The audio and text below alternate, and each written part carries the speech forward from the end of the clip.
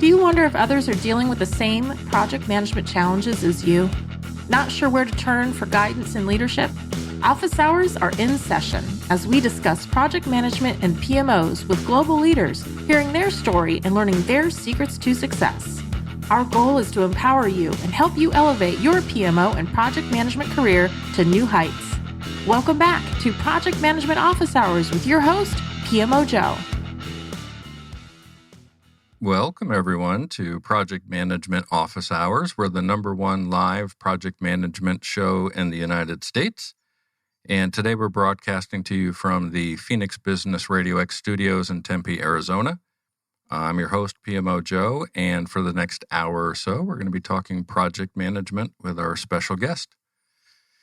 Hard to believe that it's February. I mean, 1 month is gone already for this year. Time is flying. And hopefully everybody's had an opportunity to watch our live stream events for the first shows that we've done on this year.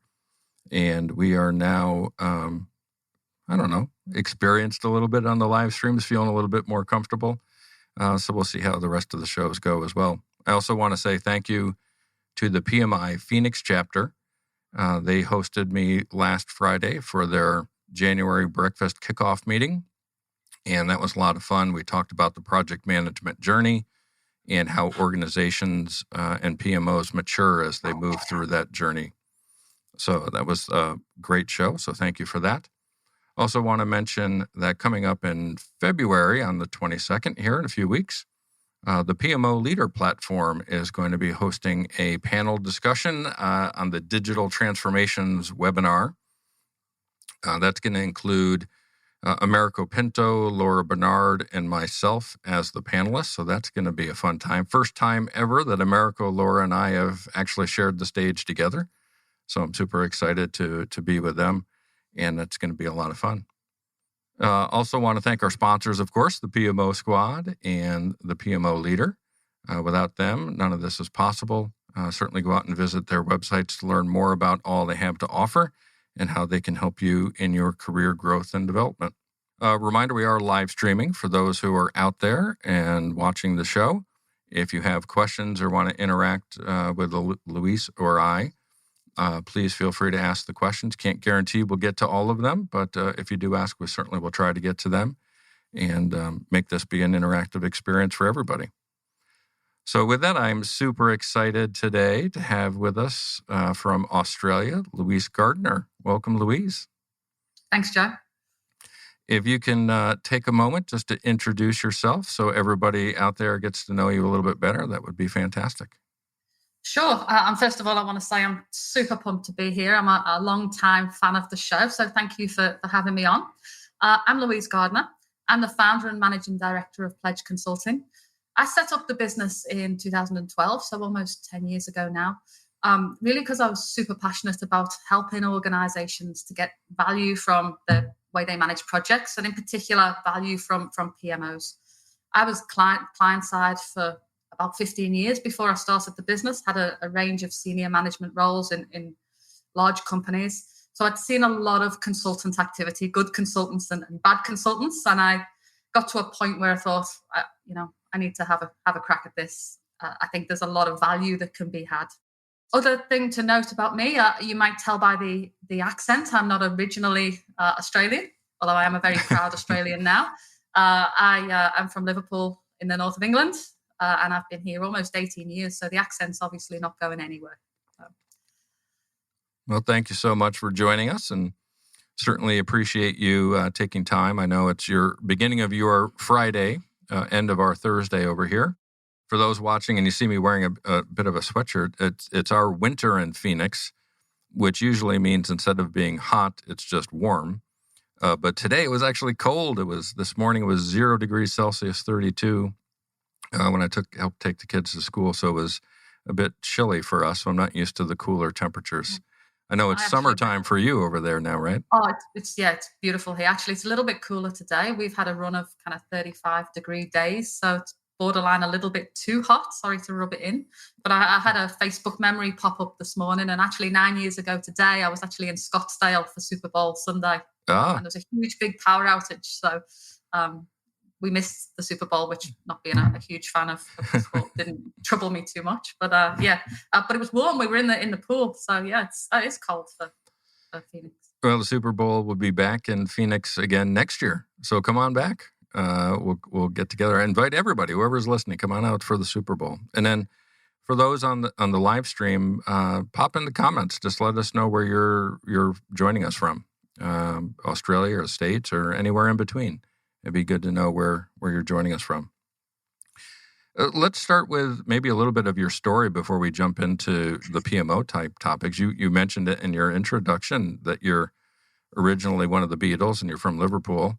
Maybe not. Maybe one of the fan club members. Who knows? But you're in Australia. So how did that happen, right? How do you make that journey from the UK to Australia? Yeah, look, it was never really part of the plan. I didn't really have a plan. I was kind of a bit of a directionless kind of teenager. I dropped out of school in year 11. I was just about 17. I was pretty smart, but I was bored with school. There was a world out there that I felt like I needed to engage in. So I had a series of jobs, let's call them. I worked in a recording studio for actually while I finished school as well. That was quite fun. And it went downhill from there. I did a stint at the local KFC, worked in a bar, worked in a car rental place. And eventually I fell into actually a call center job with a water company. And back in those days, you didn't read off a script when you worked in a call center. You actually had to know how to solve people's problems. They gave us such great training. Somebody called up and said, hey, we've got no water. We had to learn what the causes of that might be and do diagnostics on the phone with the customer. So I was in that job for about 12 months and kind of enjoyed it. But I enjoyed the learning more than the kind of social interaction. That got old quite quick. People ringing up angry every day. So I saw an internal job advertised for a project controller. Now, I had no clue what a project controller did. I had no clue really what a project was, but went for this interview. And I don't know if I was the only person that applied for the job. The competition must not have been fierce, but I got the job. And the really cool thing about that is that the guy that gave me the job, who went on to become quite a good friend, he taught me everything he knew. He was a civil engineer. He was probably in his 50s at that time. He was really a mentor, and he taught me everything he knew about project controls, PMO. And I began to get very passionate about the discipline of structure and governance around projects. I kind of a bit unusual in some ways because a lot of people become project managers and then go into PMO. I actually started off in PMO and then actively started trying to get project manager roles because I felt like you can't properly govern projects unless you've had the credibility of delivering some. So I went off and did a few delivery roles and ended up running that team actually several years later. About 6 years later, I ended up managing that team. So I became the project controls manager. The projects that we were working on were huge, multi-million-pound projects, civil, mechanical, electrical projects, some IT and technology projects. So there was a huge learning experience for me. I got my hands into everything. We implemented PPM tools. We put in new risk structures. We did a lot of contractor management. So I was able to work closely with the big constructors, big global constructors, which was great experience for everything that was going to come after. And then after a couple of years of being in that role, which really was kind of a dream job for me, I really felt like I'd found my niche. So the company, I should say as well, sponsored me to go back through uni. I realized very quickly when I found my place in the world, to advance any further, probably needed to go and finish my education. Mm-hmm. So the company supported me. I went to Liverpool University and then Liverpool John Moores University and finished a Bachelor of Business degree. The company let me do it part-time. They were so supportive, It was really, if I hadn't have come to Australia, I don't know if I would have ever been able to leave that company because it was just, I never seemed to exhaust the opportunities. So that was all great professionally, but personally, I wasn't in such a great spot. So I'd renovated a house, So that had been like a 5-year project, and that had come to the end. I'd finished my degree. I'd finished a fairly long-term relationship, and I'd had some health problems. I actually had, I was only about 27 at this stage, but I had a thyroid crash, which went undiagnosed for a really long time because young people aren't supposed to get that kind of thing. So Yeah. I felt really awful, like just, lethargic, bloated. So I was in a real personal funk, and it was a good moment to ask what's next. And what's next, for some reason, involved moving to the other side of the world. Australia had never really been on my bucket list. I'd never visited before I decided to move here. I'm not a big fan of the cold and the grey. So I knew wherever I was going had to be sunny and warm. So off I came I sold my house, packed up a 3-bedroom house into one suitcase. And off I came for adventures. And I've got to say, initially, it wasn't a career move. There wasn't a lot of PMOs here at that stage. There were some. And I'd come out of the water industry, and there wasn't a lot of water investment going on in Sydney at that point. Now, that changed reasonably quickly.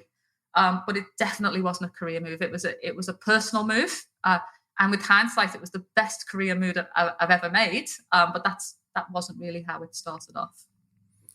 Well, and I just want to mention that we're all in good hands. The Marvel Universe is looking over us right now. Tony Stark has joined us. So Iron Man, thank you for joining us.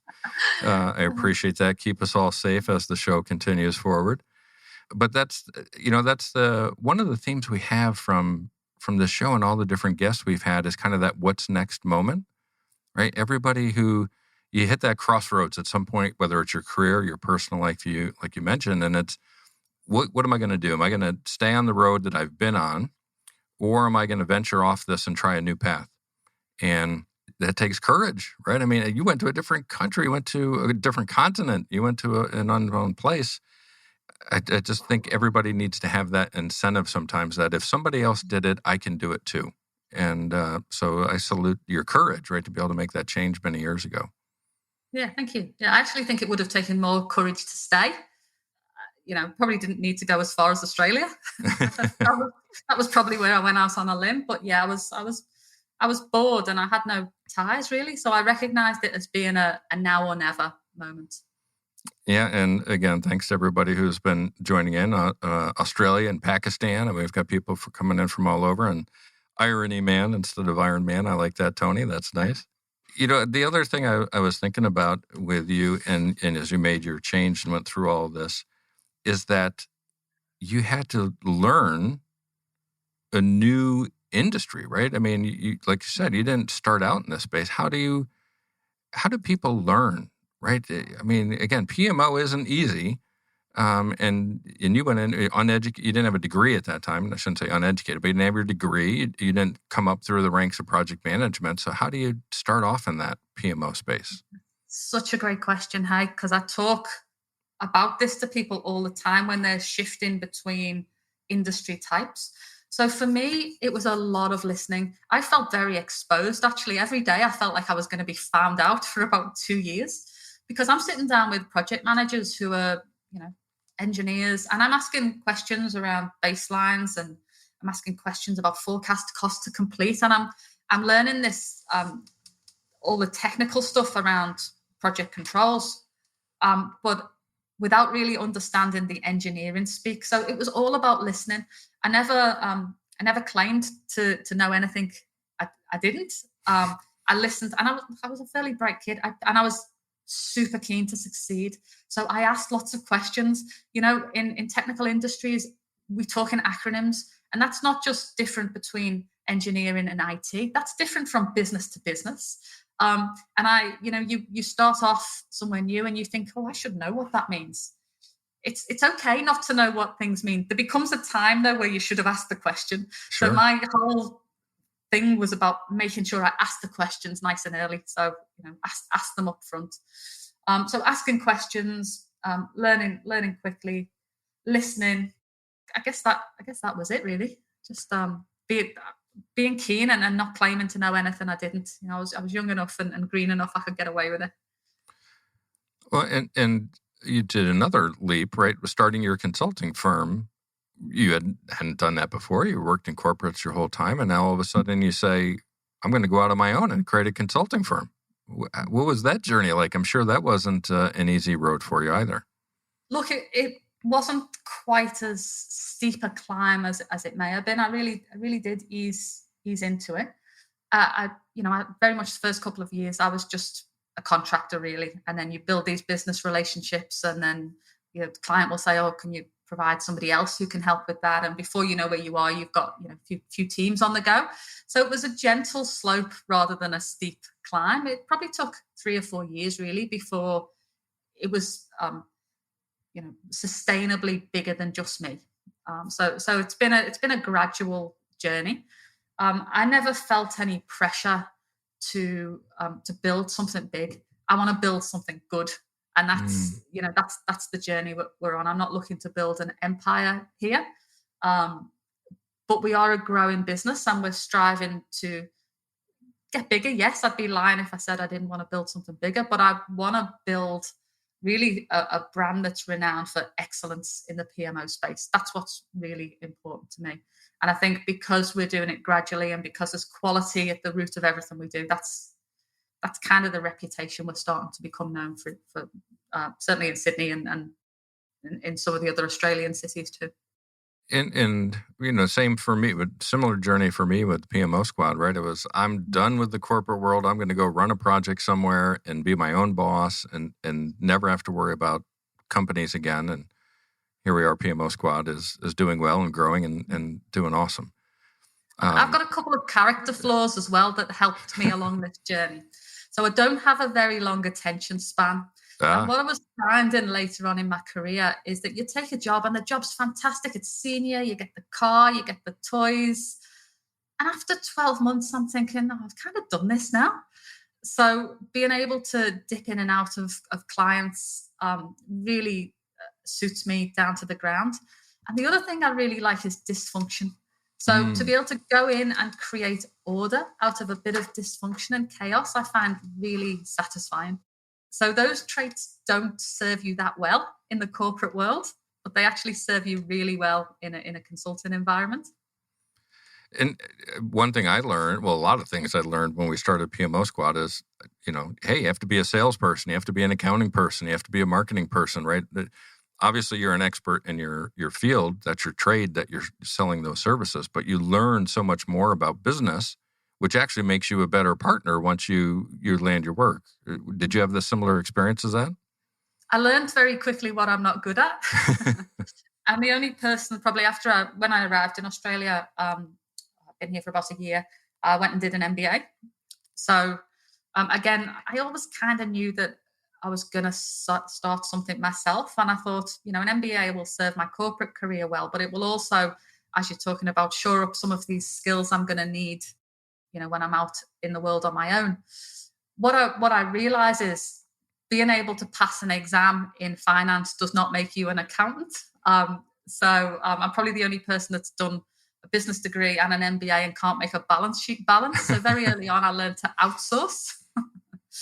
I can tell you all about the theory of making a balance sheet balance, but yeah, outsourcing. So, in the very early days, you kind of have to do everything yourself. And I was obviously at least semi-successful because here we are almost 10 years later. But very early on in the journey, we get marketing support, we get sales support, we get definitely financial support. So that was a big lesson for me. And I actually wanted to do everything myself initially for lots of reasons, control, keeping expenses under control. But there comes a point where you have to think, if I'm going to scale this business, then I need to focus on what I'm good at. So that was actually quite a big learning curve for me, probably one of the biggest growth edges that I've been through on the journey. Yeah, it's another piece of feedback, right, for our listeners out there who are thinking of starting their own company. And Elise Stevens, I saw just popped on, right? And Elise has her own business there in Australia as well. And there's more to it than just knowing your own trade, right? It looks good until you get in it, and it's like, oh my goodness, this is going to be a lot harder. But the reward, the personal satisfaction's worth it, right? So have that courage to go to a different country like you did, but then have that courage to start your own company, which you did, and you get the rewards from that. And I've got to say, despite all of that, And I work harder than I've ever done, by the way. Yeah. But I don't, in terms of, time, and, you're always thinking about the next thing. But I dance to work every day. I'm having an awesome time. And, I've never quite felt like that I had good jobs. I enjoyed working with people. There was lots of positive things to be said about corporate life, but I'm having more fun than I've ever had right now. I love that, dance to work every day. I had not Not heard that. literally. I know what you mean. Yeah, the figurative. I love that. I think that's what we all need to focus on. Absolutely. That's awesome. Well, all right, so let's talk PMOs again, right? We certainly touched on that a little bit earlier, but let's get into this a little bit more. You certainly have that unique experience of not being in it when you started and lots of lessons learned. Of course, as a consulting firm, you're helping companies with all of that as well. But what do you think are some of the common challenges, right, that PMOs face when they're getting set up? Look, there's a few big commonalities, I guess. Sponsorship, I think, is always the main one. Sometimes people are told by other consultants that they need a PMO, which is great news for us. Can come along and help us. But they're giving that advice without really understanding what it means and the level of sponsorship and the level of business change, transformation, dare I say it, that needs to happen for that PMO to be successful and to create value. So there's always a learning journey there. And it's a learning journey that needs to happen upwards and downwards sometimes. Most often, in my experience, the executive team will have an understanding of what's required, but they'll need to push that understanding down into middle management. Quite often we see middle management challenges around, okay, we have a PMO now. We need to hold them account and accordingly we need to hold you to account.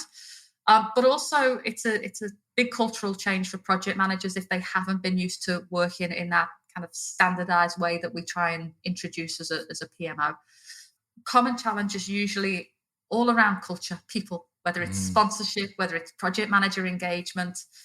I think that's our biggest common challenge.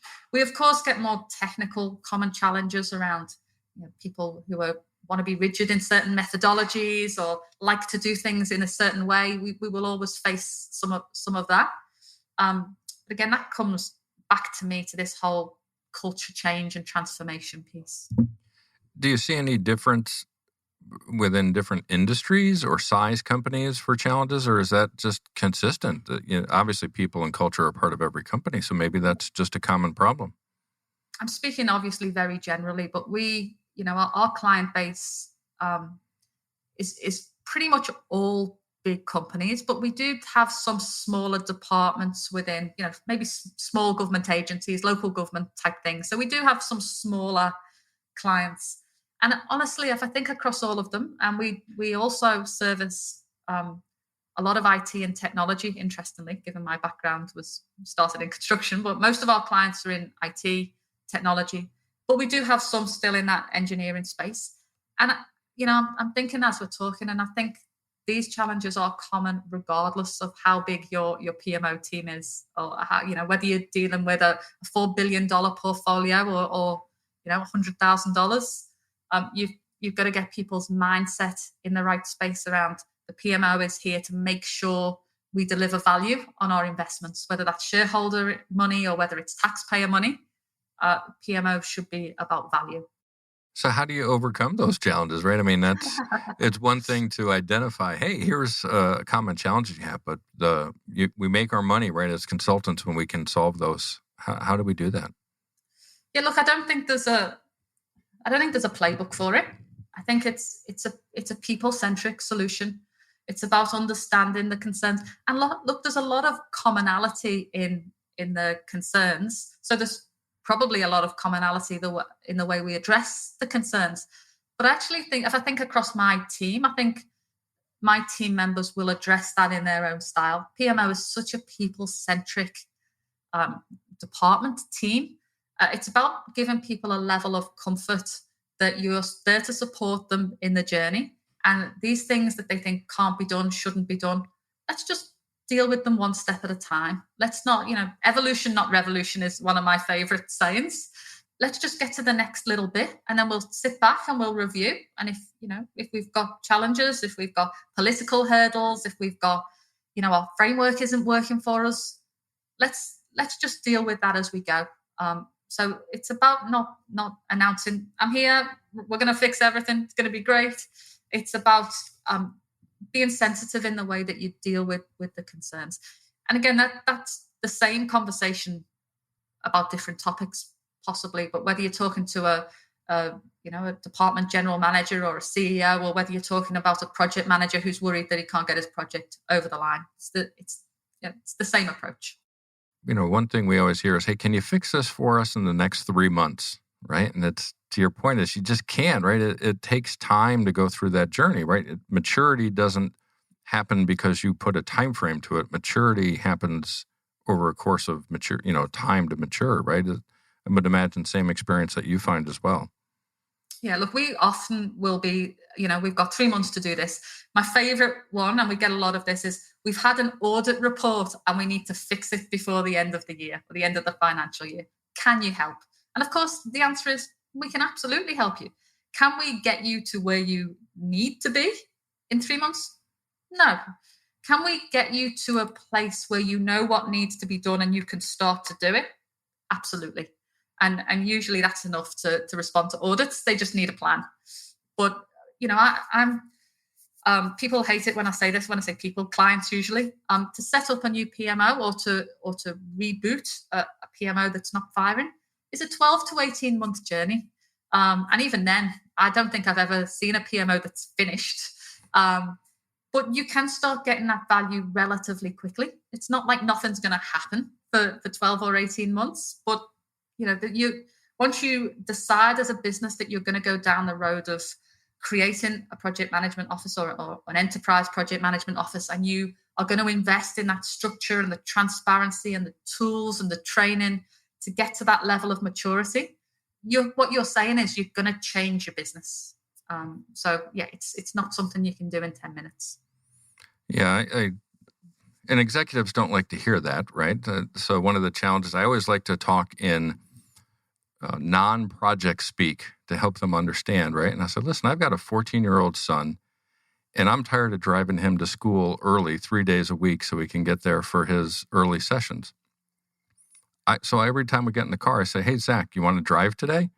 The reality is he's not mature enough to drive that car. So it doesn't matter if the executive, right, me, wants him to. He's just not ready. And that's what executives sometimes need to take a different perspective on this to make sure that we're understanding that. Yeah, absolutely. And I think we focus on what we can do in the time we have rather than what will need to come later. And there's, usually, again, if they've got the right level of organizational buy-in and sponsorship, then you can do a lot in 3 months. You just can't finish the job. Right. Yeah. You can give him some driving lessons. That doesn't mean he can pass the test yet. Yeah. That's right. Absolutely. Just a comment here that came in from Beatrice Oglesby. PMO is about value-add, people-centric teams. Yeah. Your thoughts on that, Louise? Yeah. Couldn't agree more. Absolutely couldn't agree more. When you set up a PMO, or when you really want to get a PMO firing, the first question that we ask is, what are you looking to achieve? And the answer is always includes something about organizational value. Where are we getting good value from our investments, from our projects? So yes, and everything about PMO for me comes back to people. Yeah. I mean, every project is really helping people, right? We're leaders of people to accomplish these goals. I totally agree. And welcome from Puerto Rico, somebody on this side of the world as well, right? So it's not just coming in. Yeah, absolutely. So the other thing I think about, right, is strategies to overcome resistance to PMOs, right? It's why do we need a PMO? We're doing it fine the way we are. Why do we have to get organized? You're just going to bring bureaucracy. It's just going to be overhead. It's going to slow things down. Do you hear those same challenges? Oh, every day. In fact, we were on a call with a client yesterday. We're still not doing a lot of face-to-face here. So we're still in a world of Zoom meetings and team meetings. And we're supporting a client to put a PPM system in. Maturity is quite low, but super committed team. They really want the outputs. They know that they need the structure. And one of the reasons they know they need it is because when they're asked for information, they struggle to provide it. And there's always a rush and it's never quite right. And, you've seen it a million times. So the team are on board. But what's happening is that the PMO team on the ground are pushing to get things structured. So, we need to have a standard work breakdown structure, for example, and we need to make sure that we understand what templates and forms we're going to use. No longer are we just going to find one that we've used before. We are going to have standards set for this, and they will all be in the system, and we're all going to do everything the same way. So what the PMO team on the ground are finding is that the project managers, whilst they know they need this, they don't have the time. They're too busy. It's dawning on them that this is actually going to make things harder in the short term. And the PMO analyst that was on our call yesterday was kind of looking a little bit overwhelmed. And she's an experienced PMO person, so it's not her first rodeo. And we were having a bit of a laugh. I said, "You didn't take on a PMO role to make friends, did you? You didn't. You didn't do that. Nobody makes friends at first." But what we find is, whilst you'll get that pushback and that resistance, once the job's done, despite how uncomfortable people might be about it, the first couple of reporting rounds, people start coming and thanking you. "Oh, thank you so much. Life's so much easier now. I was asked for this report and I just pressed the button and out it came." And it doesn't take too long before all that resistance is forgotten and you're actually a really key value add part of the team in your own right. Forget about the value that comes from delivering projects on time, on budget. The support that a PMO can give to a project management team, if it's set up correctly and it's well functioning, means that usually you do end up making friends in a PMO. Nobody joins a PMO to make friends, but in fact, I've probably made friends with every PMO I've ever been in, but it doesn't happen straight away. There's a definite journey. So it's probably not for everybody to that end. But yeah, look, it's just about making sure people understand you're not doing it to be a bureaucrat or because you like the sound of your own voice. You're doing it because it's going to make things better. And then when it does make things better, you become a superstar. Yeah, I think back to one of the things that I love every year is being a judge in the PMO Global Awards. And through that competition where they help select the best PMO in the world, you have to present your journey. You have to, and you'll see some of the entrants have about a 2-year journey listed. And you're like, well, they just haven't gotten there yet, right? But then you get to the ones who make it to the final 4, the final 2 in that final round, right? They've been around for 10, 12, 14 years. And they talk about that now, right? Where executives come into their presentation and say how much value the PMO provides. It doesn't happen quickly, but when you reach that point, you have strong advocates throughout the organization of the value that you provide. Yeah. And what we find is in some of our repeat business, in fact, comes from where you go and you do that in an organization, then one of the executive team leaves and goes to another organization and the PMO's immature, and then you start the journey again. So when you can provide that value and executive teams see how well that works and what that value looks and feels like, then they, for the rest of their career, will go around advocating for PMOs. So there's, the reality is, though, a lot of PMOs are, I'm guilty as charged on this one, right? But PMO managers, kind of when they're good, they say, hey, let's promote the PM up to the PMO manager. Right? It's the good PM. Now you're going to be a PMO manager, but they're very different, right? A PMO manager is a completely different set of skills than a project manager has. Yeah. What do you say to that new PM converted to PMO manager when they have that oh no moment, right? It's like, what did I get myself into? How am I going to handle this? What advice do you have for them? Well, we find that they're in two camps. The people who find themselves accidental PMO managers will go one way or the other, right? So a delivery PM who's passionate about delivery will usually not stay in a PMO manager role. They might do a good job, but usually they hunger for the cut and thrust of the delivery world, and they'll usually, after 12 months, they'll go back. My advice to that person was give yourself a chance to understand the difference. It is a different world. You're now the custodian of the standards. You're not responsible for doing it. Way more fun, I think, having done both. Yeah. The other camp, though, is the people who have a revelation. Actually, I was talking to someone a couple of weeks ago about this very thing, and she was telling me she found herself managing a PMO, and her words were she felt like a creature from Mars when she landed in this role. She didn't know like really how to be. She was a delivery person, and then she started doing the things that she thought were important. And after about 6 weeks, she was hooked. And they were her words. She said, I was hooked. And it made me smile because that's how I felt too. So you'll get the people who get into PMO and are like, why would I do delivery after this? This is fantastic. And you'll get the people who just can't stop going for delivery. It's two camps. You also get the others. So people who have come from other backgrounds. They might have been accountants, or they might have been in strategy. And sometimes it's the last man or woman standing. Okay, can you go and be the PMO manager? And sometimes those people make good PMO managers as well because they've got almost a step removed from delivery, and so can bring a different lens. Again, I always feel like to be credible as a PMO manager, and this might be a personal feeling, you need to have done some delivery. So I think it's very hard for people who haven't done anything in projects to be strong in the role. But I have seen some people who've come in from kind of external to projects make good PMO managers.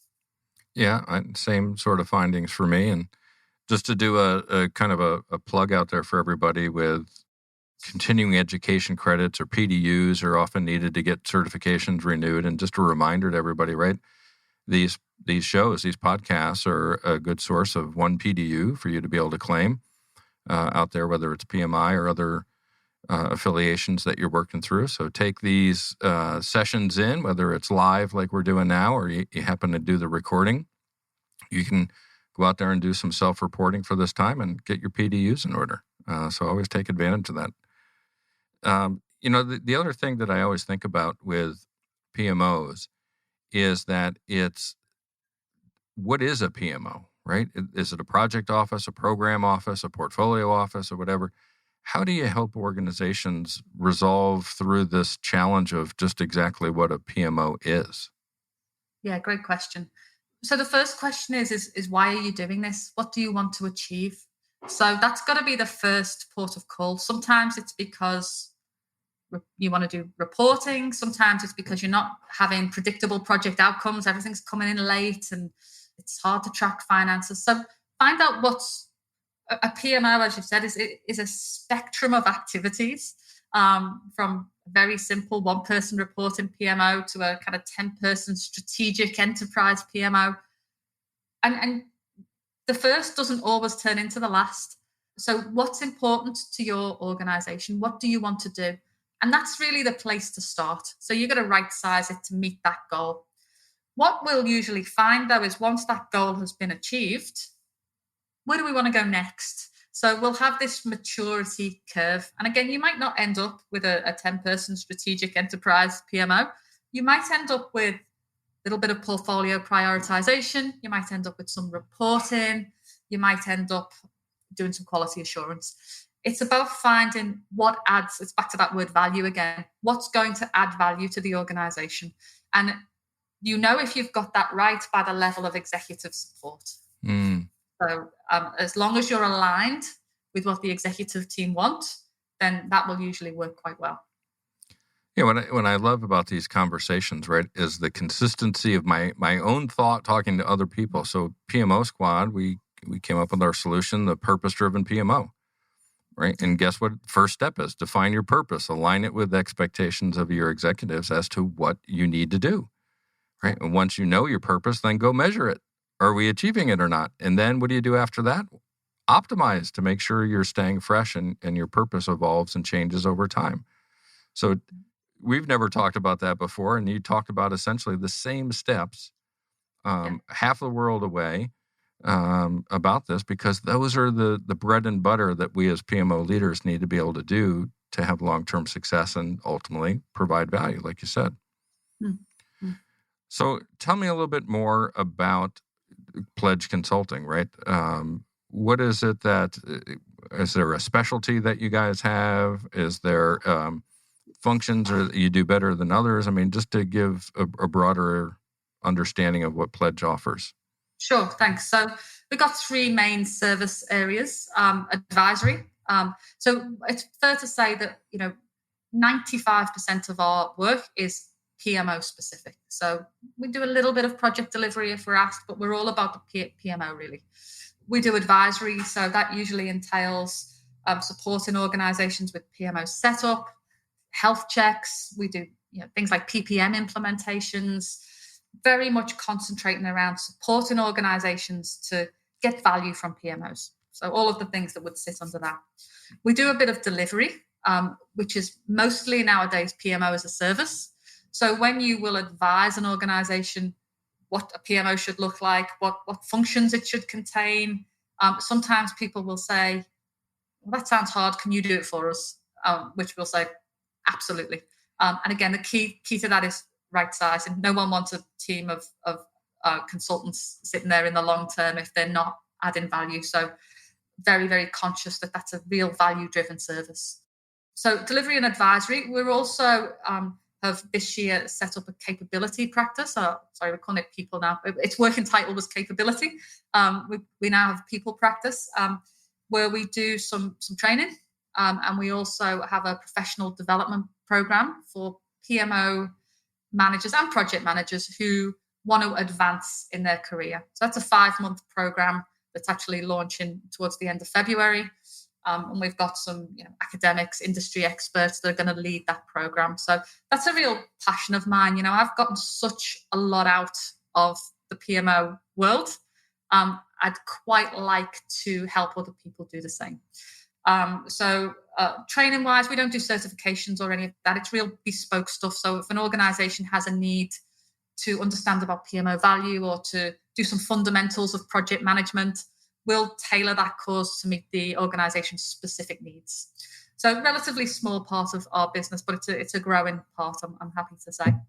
I'm also very badly doing a PhD at the moment, looking at the link between leadership development and project outcomes. And what I've realized is that I need to, because that's something I care about very much, need to incorporate some of that in our service offering. It's about being authentic for me. And yes, we want to continue to thrive helping organizations in the advisory space and in the delivery space. But I've got to kind of niggle to do something that supports the broader community that's not going away. So we're very much going to kind of do a bit more in that space as time goes on. And, we've had pretty good guest list from Australia, yourself, Elise Stevens and Julia Steele, Fatima Bucci, Colin Ellis, Amira Amazahari. But I don't think I've ever asked any of them, like, how robust is the PMO community there or within organizations? Like in the UK, I know PMO is such a accepted, strong part of organizations. In the US, it could be better. I don't think it's as strong as it is in the UK. What's that culture, organizational culture like there in Australia and the acceptance of PMOs? I think it's pretty strong. We have a couple of conferences here, or we did in the old world, in the before times, that were just for PMO communities. And that was always a definite community of people. And look, we've tried to keep that going through some online events. Like at the end of 2020, we did a PMO Leadership Symposium, which was an online 1-day event that was very well attended, purely in the PMO space. We've also stolen some of your, I shouldn't say stolen, inspired by your success. We've also set up a PMO and project leadership podcast. And we're just recording a new season of that, actually. And that's, again, to get in these community members and try and keep that conversation going while we can't get together face to face. So look, I think it's strong. We're not a huge we're not a huge population here, and we're very spread out. That's one of the problems that we have. So when we have a conference, we're probably getting about 40 people in the room. Whereas if we did the same thing in the US, we'd probably have about 300. So the volume is quite low, but the passion is high. So I feel strongly that we kind of try and keep that going in these weird times we find ourselves in. And as a business, we do try and do a bit of community gathering, be it virtually or in person. Yeah, it's interesting. PMO Squad, obviously we're US based, but we have an employee who is here in the States, but she's on about a 6-month time frame where she's in Sydney right now. So every week when I meet with her, I ask her to give me a fun Australian fact so that I can take advantage of this personally as well. And we met this week, and she said, I think the population of Australia is about 22 or 23 million or so.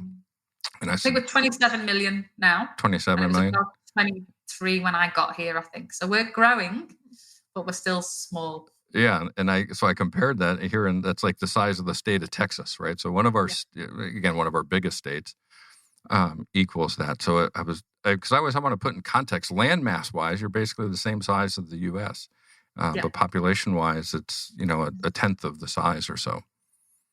Which people are passionate, but as I say, spread out. Absolutely. What else do you have for people who want to make that jump? Right? If you're a good project manager today, or maybe you're not in project management, right? Maybe you want to run PMOs. What would be the guidance that you would give them to say, here's what you need to do to get yourself ready for a career as a PMO leader? Yeah. Great question. So I think it's about learning and self-education. So when I say learning, of course, I mean project management certifications or courses or whatever you need to do to have that theoretical knowledge. Very important. As the custodian of the standards, you have to know what the standards are. So get right across, whether it's PMP or whether it's Prince 2 or whether it's Agile certifications. Go and immerse yourself in this world. LinkedIn Learning has lots of great stuff. Websites like ours has videos on that you can specialize in various topics. Educate yourself. That's the first thing. But the second thing is, and sometimes people find this hard, is reach out to people and ask. I'm always thrilled when someone messages me and says, can you tell me about this? Or have you got half an hour for a chat? I will always make that time. And most people who are passionate about PMO will say yes to. So reach out to your own network, reach out beyond your network to people who have experience in this space, and ask them what they think.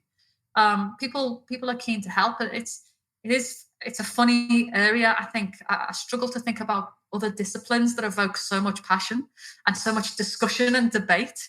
So there's lots out there to consume. But yeah, there's nothing like having a conversation with a person who's done the job you want to set you up for success. Yeah, and I second that part about asking the community, right? We have such a strong knit community of PMOs out there, whether it's the PMO leader global community that's out there, certainly PMO Global Alliance, House of PMO, the PMO Impact Group. There's so many different organizations, but if you reach out to any of them, I don't think anyone's ever told me no, right? If I ask a question, if I ask someone to be on a show, if I ask them to be on a webinar, if I ask anything, it's always about we all want to improve. Right, project management kind of has this, bad connotation sometimes within organizations. So we all want to help one another get better. Do you find the same thing? Yeah, absolutely. People will give you as people are busy, but they'll still for a bit of support or morale or a bit of knowledge transfer. People will always say yes. I said that's my experience. Don't shoot me if somebody says that. Yeah, just my luck. We're jinxed. Now next time I'm going to ask someone to come on the show, they're not going to join us. One is we're kind of getting close to time here. I want to make sure we kind of get through everything. And I want to be able to get you an opportunity to talk about all of your items. Are there any items or kind of last words of wisdom that you have for PMO leaders out there or project managers, right? Anybody in our industry that you would kind of give to them? Yeah, look, persevere. I guess it's not an easy journey to raise standards, to increase maturity, to get people to change. Because what we're usually talking about here is business transformation. So it's not easy. So persevere. Remember that it's people-centric business. You're not going to win the battle by forcing something down someone's throat. It's conversation, it's dialogue, and I come back to that word, perseverance. Keep at it. Be it project manager or project sponsor or PMO leader, we just need to keep trying to aspire to the standards that we know we need to reach. Yeah, I would agree. I have your LinkedIn here up on screen, but is that the best way to connect with you? If after the show folks want to connect with you, how can they do that? Absolutely. I'm on LinkedIn quite a lot. I think we've got the company Twitter is @PledgeConsult. My personal Twitter is @LouiseWillTweet. Feel free to reach out in any way that works for you. Awesome. Thank you so much. Just checking the last set of comments that came in here. And people-centric, nice. I love that. Great session. Thank you, Elise and Tony and all the others who participated with their comments throughout this. I tried to sprinkle them into the questions as you were going along, so I really appreciate everyone's feedback. And of course, thank you, Louise, for joining us. I really appreciate that. Hopefully that you're off to a good start on your Friday. It's a good way, hopefully, to get the day going. And perfect. And thank you so much for having me on. I've been looking forward to this for ages. So, thanks. Absolutely. I appreciate it. And thank you to our listeners, right? From whether it's the podcast, whether you're on LinkedIn Live, whatever your format is, we thank you for joining us every other week when we get together. Or I guess that's called a fortnight in Australia, right? We had non-US English term. I learned that one. Yeah. So thank you, everybody, for doing that. Be sure to visit our website. You can go out to projectmanagementofficehours.com, or you can go out to the PMO Squad website and click on podcast there to be able to catch all of our episodes. We've had fantastic guests over the years, so we're super thrilled with that. And we have an amazing lineup of guests coming up. We're booked all the way through June already. So look forward to hearing Candace Porter, Bruno Morganti, Ben Peters, Tim Creasy, Louise Worsley, Ricardo Martin, Sanjeev Augustine, Melissa McDonald. I mean, so many more coming on, covering all different topics from PMOs to project management to change management, training, you name it. They're all going to be with us. So I'm super excited for that. And a reminder, of course, we do record these shows. We are live. And you can tell we're live because we responded to your feedback and questions on LinkedIn. But we do record these, right? So we're also able to catch it if you weren't able to make this. We appreciate that. So subscribe to Project Management Office Hours on Apple Podcast or iHeartRadio, Spotify, Spreaker, whatever your platform of choice is. That's it for now. Office hours are closed. Until next time, I'm PMO Joe, and you've been listening to Project Management Office Hours. Thanks for listening to another episode of Project Management Office Hours with PMO Joe. You're not alone in your project management journey. We're here to help you achieve your goals. Subscribe to Project Management Office Hours on your favorite podcast platform to catch all of our episodes and hear industry leaders share their story and secrets to success.